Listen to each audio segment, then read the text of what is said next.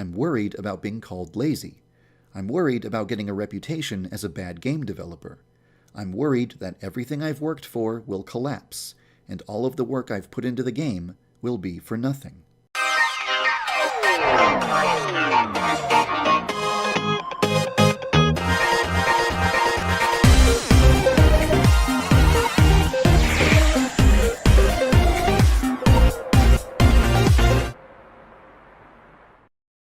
Just a robot! Arguably the most popular mythology is Greek mythology. The main sin of all the Greek heroes was hubris. And the sin of hubris is all too familiar to game developers. Look no further than Phil Fish, a guy who made a really good game called Fez. But over time, he started acting like his fans owed him something, and to punish his fans, he said he wasn't going to finish the game he was working on. But has Yandere Dev committed the sin of hubris? Or is he just a victim? Well, that's what we're here to find out today. Now, real quick, up until this point, I didn't really care about Yandere Dev, and I didn't want to make a video about him, but I have gotten request after request to talk about him, so I'm finally caving in and doing so, because it's what a lot of my fans want. And to my fans, I owe you everything. I am a mere servant to all of you. Now, Yandere Simulator is a game where you play as a yandere. A yandere is someone who's obsessively in love with someone, and they'll do anything for their affection, maybe even killing. As someone who's dated a yandere before, let me tell you, it's absolutely terrible. She wanted us to have an open relationship, but she also didn't want me talking with other girls. It's pretty hard to have an open relationship when I can't talk with anyone else. It's a bit bizarre. Oh, and no, this person isn't Serpent Mythos. Now, a game from the perspective of a yandere is certainly a bizarre idea, but a lot of people were very interested in it. Even people like Markiplier and motherfucking PewDiePie were excited for it. I, myself, didn't really care for it. So once the game finally came out, I knew I wouldn't hear about it. But 6 years later, it still hasn't come out, and I have heard of it not coming out. I'm not much of an indie game guy. Cuphead is the only real one I played. So because I have no real attachment to Yandere Simulator, I realize that I'm the perfect person to talk about it. Yes, I am saying my opinion is better than yours. Now, from what I've gathered about Yandere Dev, he has worked on a few games before this one, but none of them were nearly as big as this one was going to be. He was pretty much a nobody before this game was announced, and because of it, he got a lot of fame really fast. This created two issues. Number one, it put him in the spotlight too soon. I know a lot of us want to become the chosen one, like in Naruto or Harry Potter. And a lot of us also want to get famous on YouTube. And me, along with pretty much everybody else who uses this website, want to get a lot of views and subs really fast. And while that does sound like a good thing, it puts a lot of pressure on you. People without fame and fortune dream of having it, but people who do have it fear ever losing it. And this leads us into our second and even bigger issue, Yandere Dev trying to keep the game alive as long as he could. Instead of focusing on the main game and the little details later, he was focusing more on the little details, such as Easter eggs and transformations, allowing the player to turn into Saitama and one-punch people, along with a whole bunch of other transformations. My personal favorite is the Captain Falcon transformation. But because the main game wasn't finished, year after year after year, people became more and more impatient. And ironically, what Yandere did to keep the game alive ended up killing it. As Master Oogway once said, one often meets his destiny on the road he takes to avoid it. Yandere Simulator has a lifespan. The game is only alive for as long as people are interested in it. If people lose interest in the game, it's dead. If I release frequent updates, people will remain interested in the game. If I release updates slowly, people will lose interest in the game, and the game will get closer to death. This made Yandere Dev go from being famous way too fast to becoming infamous way too fast. He wasn't used to so many people criticizing him and insulting him, and because of it, he lashed out at them. Now, I totally understand. I have lashed out at a few of my fans from time to time, but you have to be really careful with it, because once you're a public figure, anything you say or do will be held against you. One time this guy was causing problems in my Discord server, and one day say I banned him, but because I said "so" to him 2 times, he took a screenshot, sent it to someone else, and they made a paragraph-long comment about how they lost all respect for me. And no, don't expect your audience to hear your side of the story, because they blocked me. Over time, Yandere not only lashed out at specific fans, but his fan base in general.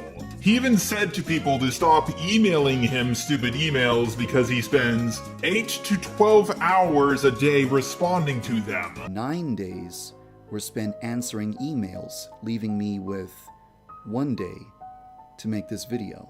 Now, here's the thing. I don't check my email, but I do read comments. And I try to read every single one of them.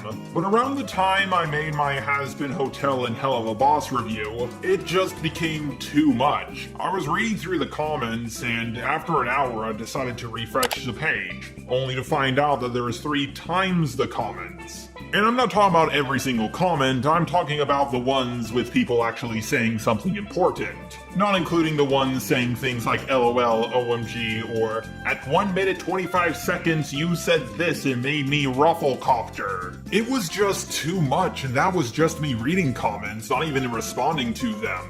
I understand it's important to interact with your fan base, but only do a maximum of it 2 hours a day, and spend the rest of your time working on something that all your fans want. Don't focus on giving your fans what they want one at a time. You gotta look at the bigger picture and budget your time properly. But it is possible that Yandere Dev is just making this shit up. But no one knows for sure. But if he is telling the truth, he clearly doesn't know what the Streisand effect is. If you tell someone to stop doing something, they're just going to do it. Time to check my email. I bet I got way less than usual. However, there is still a good chance for Yandere Dev to redeem himself. But unfortunately, everything I told you happened before 2017. An artist by the name of Sozo Micah, sorry if I pronounced your name wrong, did a whole bunch of work for him, remodeling the characters, making everything look good, and a bunch of other stuff. She was only a teenager at the time, so all she wanted was credit and not money. And Yandere didn't even do that. God, I'm getting flashbacks to Madame. And she's not the only one who has had problems with Yandere Dev. There are dozens, and I mean dozens of stories from people who have worked with Yandere Dev. And most of them are pretty negative. They range from being overworked, to being underpaid, to being fired because they were trying to fix his really awful code. Now, I am a college dropout, but when I was in college, I was learning how to code video games. Long story short, it was way too complicated, hard, and not really fun for me. If you're gonna ask me if I can give you advice for coding or show you how coding works, to be honest, I forgot everything I learned. I just remember there are if commands, open brackets, close brackets, and the basic stuff. But even someone as unexperienced as me can say that his code is absolutely atrocious. One lesson I remember them teaching me is that code is not just for you. It's for everybody who's working on your project with you. So you need to make your code readable. But after looking through his code, I finally realized what the problem was. Yandere Dev was not prepared to work on a project like this. He was not even prepared to hire others to work on a project with him like this. If your code is this bad, it's just going to make even more work for everyone else. It's like trying to build a building on top of a really poor foundation. You can throw as much money at it as you want, but the building is not going to be a good building, or get finished in a reasonable amount of time. Now, I'm not Yandere Dev, and I don't know him personally, but I have a guess of what he's going through. He did not expect to get this big so fast, and he thought he owed it to everybody to finish the game, but he also did not want to lose the spotlight. He didn't want to admit he was in over his head, and now 6 years later, it's too late to turn back. Coders like Dr. Apex, in 2 weeks, has vastly improved the game, and fixed the code. Now granted, because Yandere Dev was working on the game for 6 years, he did have a blueprint. So it's not like he could do this from scratch in 2 weeks. At least I don't think he could. But the point is, why his progress is working so much faster is because he has a good foundation. He has the same blueprints to the building, but he has a good foundation.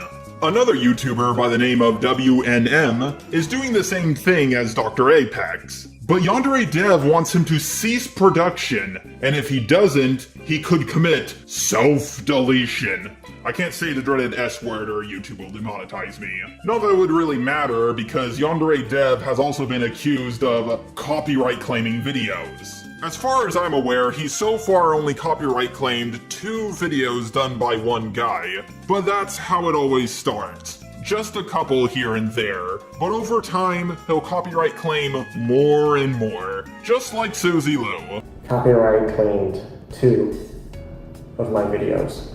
He did himself. I am talking with him in email right now. I said I was going to repeal it, and that's it. 2 strikes. I have to wait 180 days for them to expire. He legitimately attacked me.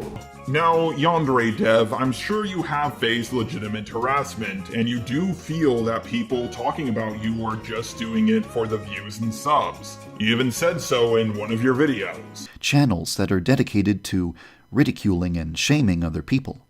These YouTubers make money by degrading, debasing, and defaming others. Eventually, these YouTubers will hear what the gremlins are saying about you, and then they will start making videos about you. It doesn't benefit them to portray you with accuracy and honesty. It benefits them to exaggerate your flaws and depict you as a cartoonish caricature of who you really are. But here's the thing, even if people are doing it for just views and subs, a lot of what they're saying is true. Yes, I understand that Yandere Dev has created a debunk page where he has debunked a few of the people talking about him. Granted, a few people have debunked those debunks, but you get the point, at least he's doing something. The problem is he didn't do this until really late into the game. And now with everything I've talked about in this video, it seems that the end of Yandere Dev is upon us. Flying close to the sun is fun, but eventually your wings will get burnt. If there's anything I want you all to take away from this video, it's what not to do on the internet.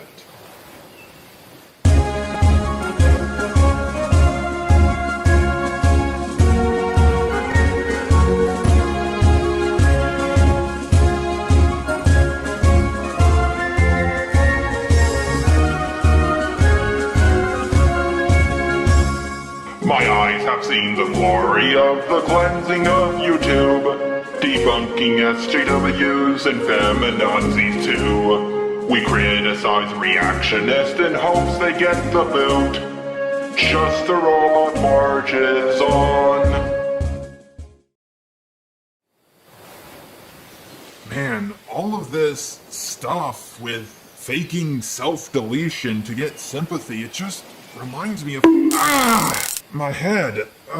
My memories of who I used to be, they're coming back.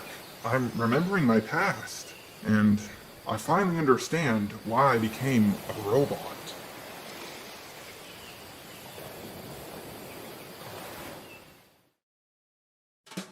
Oh my god.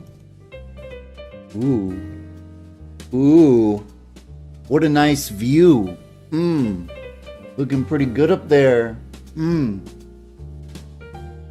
Look at that. Just beautiful. Here, honey, come down. Come down and give your lover a kiss. That's a good girl.